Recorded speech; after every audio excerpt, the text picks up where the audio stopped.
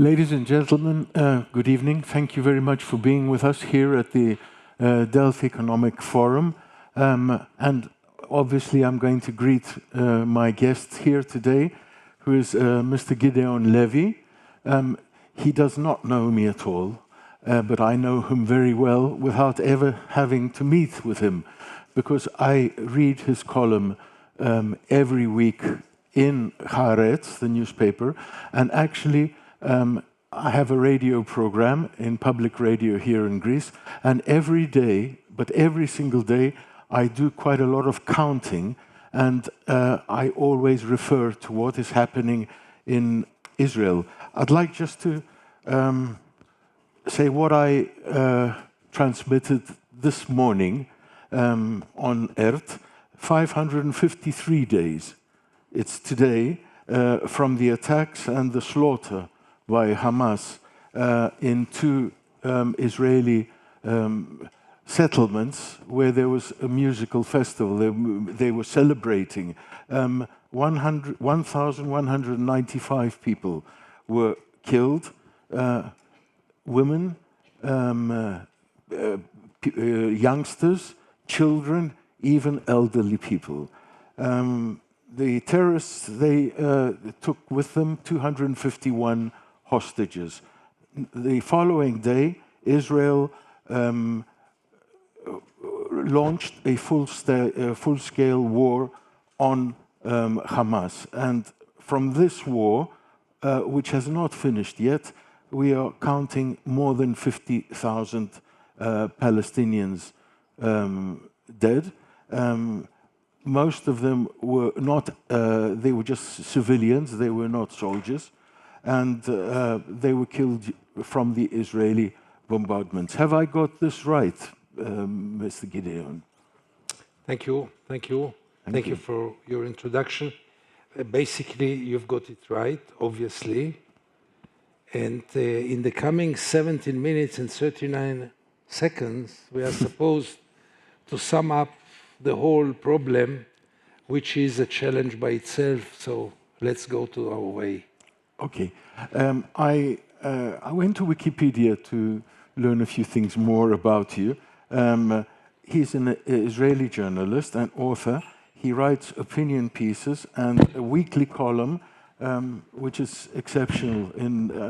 I really ask you to read it, in Haaretz.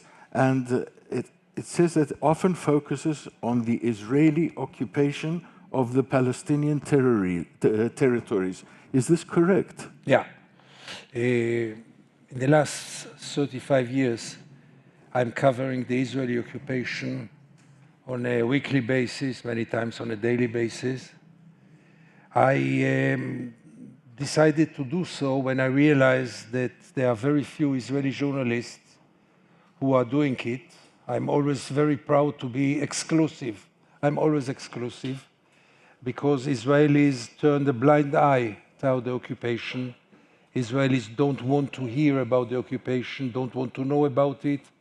And especially when we see what's going on now in Israeli media vis-a-vis the war in Gaza, when the Israeli media as a whole, except of some exceptions like my newspaper, is totally cover up the crimes, totally cover up the tragedy.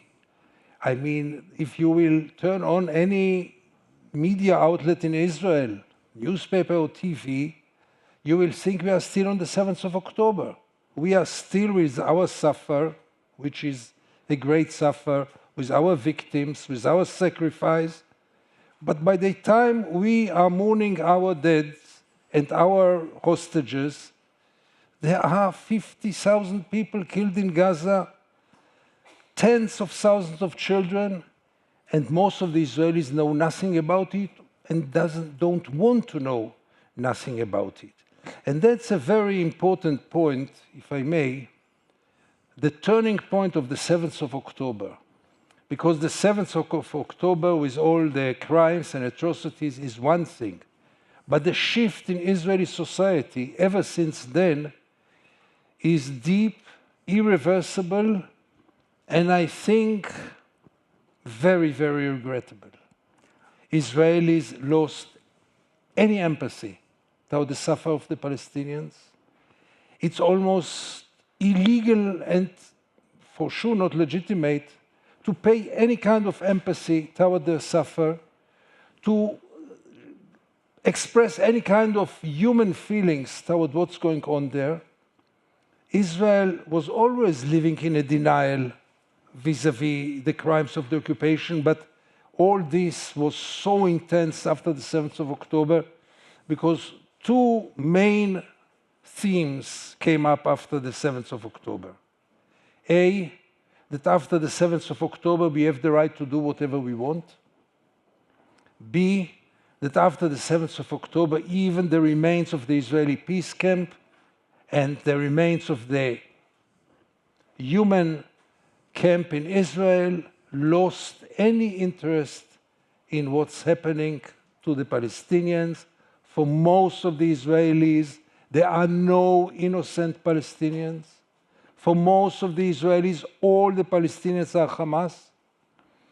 And in this atmosphere, to try to create some kind of interest among the readers and the viewers in the enormous suffering of Gaza, to try to create any kind of protest against those crimes, because as you know, there is an enormous protest movement in Israel.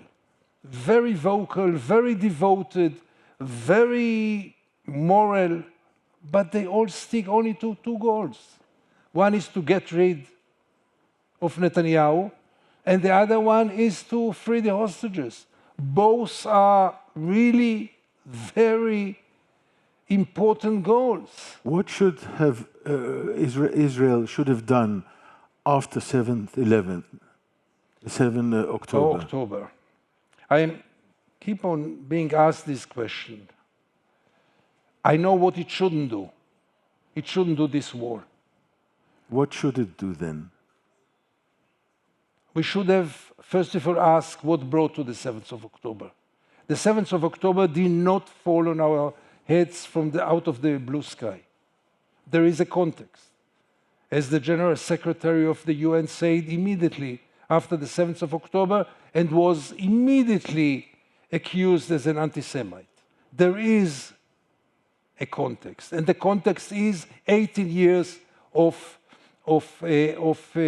Gaza as a jail, of Gaza as the biggest open jail in the world. Sorry, what you're saying actually is that after the 7th of October, 23, Israel should have sat behind and started recollecting what they have done wrong over the years.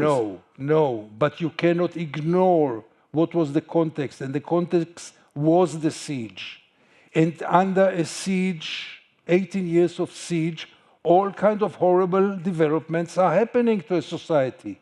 If you are living for 18 years under those conditions, all kinds of mutations grow up, like, for example, those barbaric Hamas fighters who did really barbaric things on the 7th of October, unforgivable things.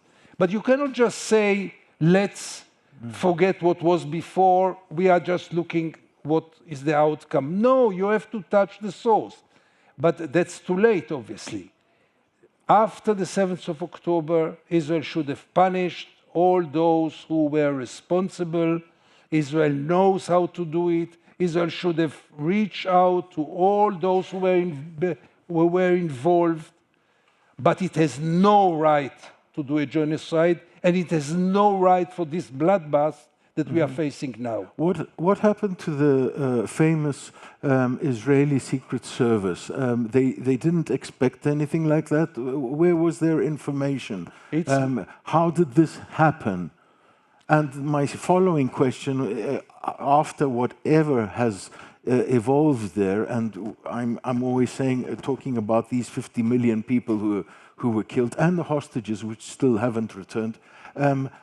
Do you think that maybe this was a kind of a blessing in disguise for Netanyahu? First of all, 50,000. We are not yet 50 million. 50,000. Yeah, sorry, you said 50 yeah. million. Yeah. Well, Let's. First of all, the question of the 7th of October, what happened on the 7th of October, has no answer until this very moment. You are talking about the surprise, about the fact that the intelligence didn't know anything. But where was the Israeli army on the 7th of October? After we realized, I want to welcome His Excellency Mr. Amr Moussa. Great honor for me to have you here. Thank you. It's not only about the surprise. We had the surprise with them at 73, with Egypt.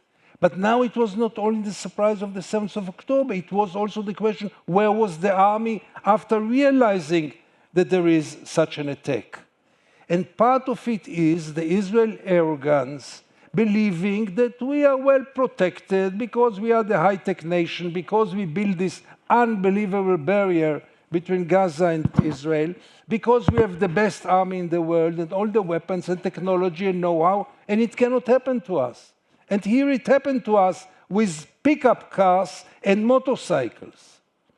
So it was on one hand this arrogance, and on the other hand this blindness that Gaza can remain under siege forever without paying any price for it.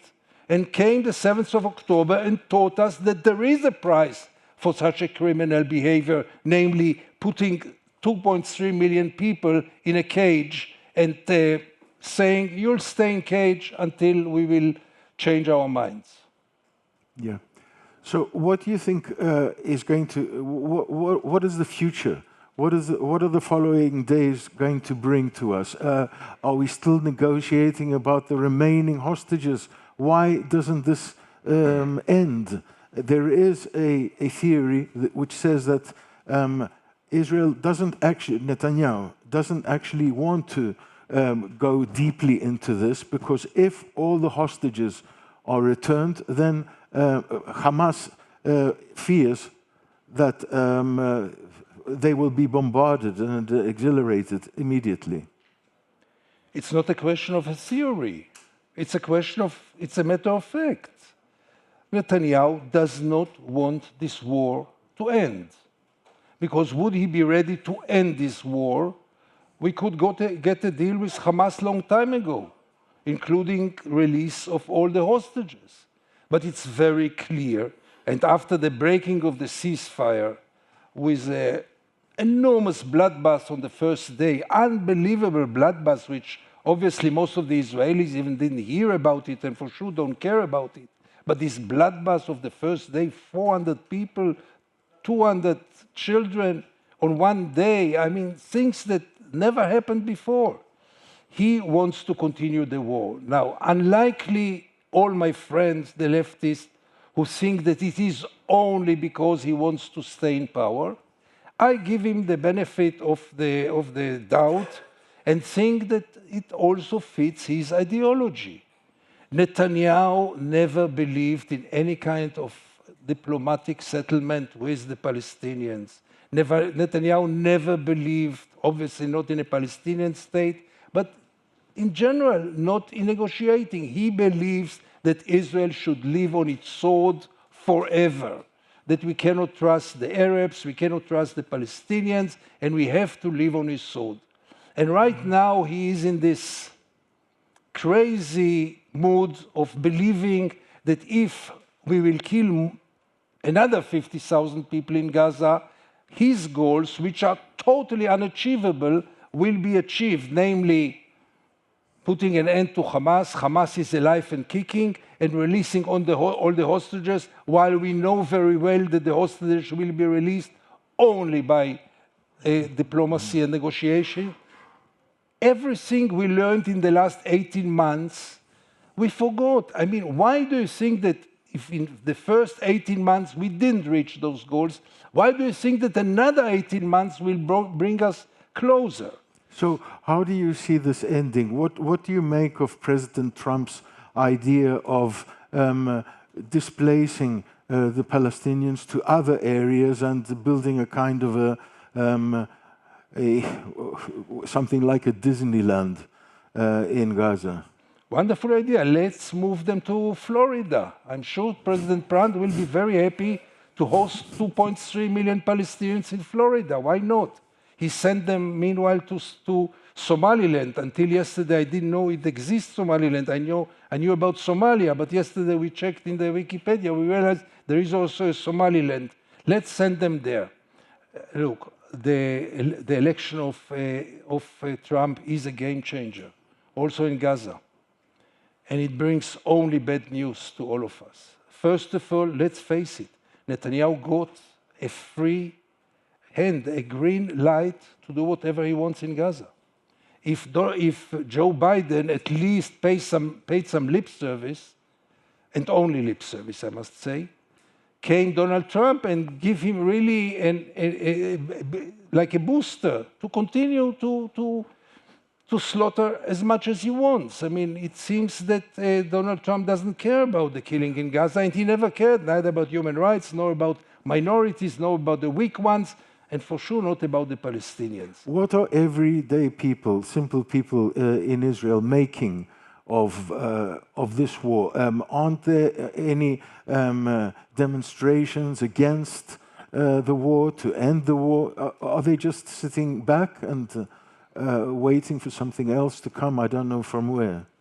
First of all, there are, as I say, there are demonstrations daily, quite powerful, but this is not Netanyahu's political base, and therefore he can ignore it.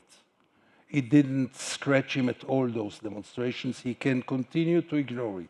And even those demonstrations are not courageous enough to say the simple thing, stop the crimes and stop the slaughters, stop the war.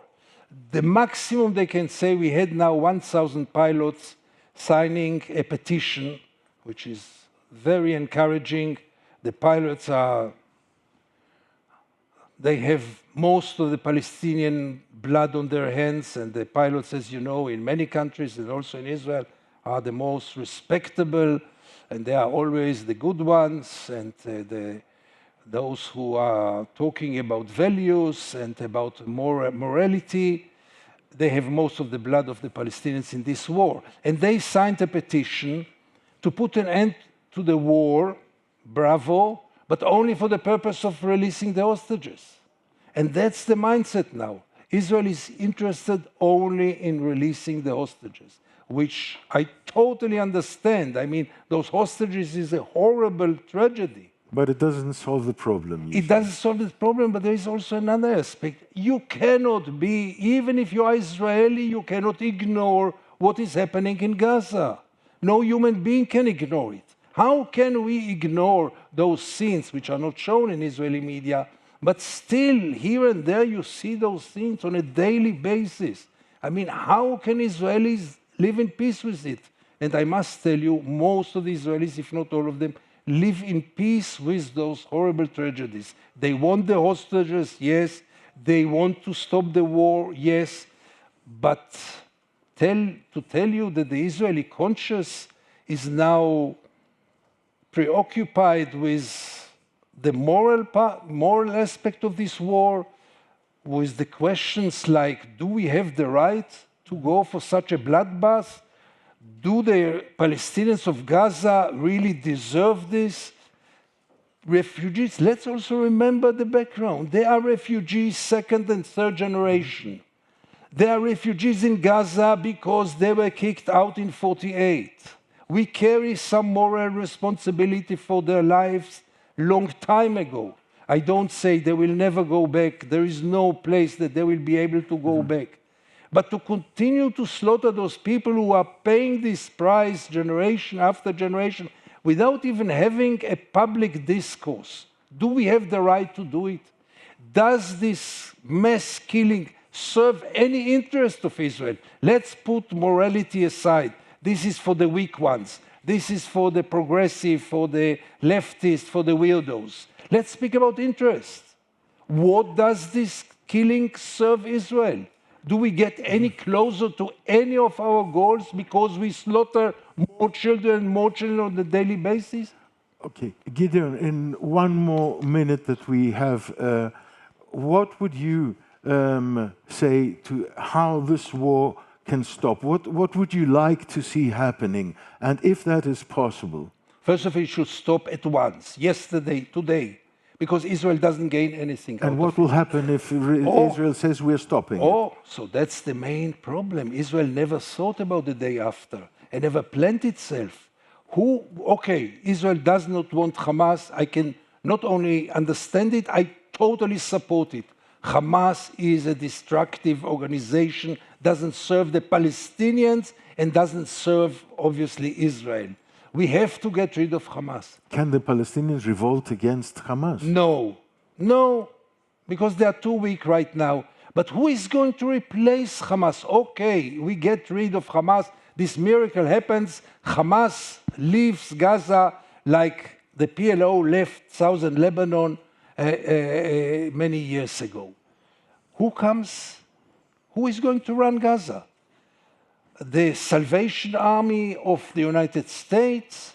Who is going to run Gaza? I don't understand it. The Zionist Federation from New York? Who is going to govern Gaza? And when you don't think about it, you have to realize that you don't have an answer to it. Then you have to realize the Hamas is there and you have to take the best out of it. You will not take out Hamas, not for the short run. And you better try to cooperate with Hamas to put an end to the war, to release the hostages, and above all, to put an end to this terrible, terrible bloodbath. Having read all your columns in the newspaper and your articles, I had this nice feeling today that I would leave from our discussion with some hope, but I don't. I'm afraid it'll have to wait. I'm always so criticized not to leave any room of hope, so I can tell you only one thing. In our part of the world, one should be realistic enough to believe in miracles. Thank you very much. Thank you. Thank you.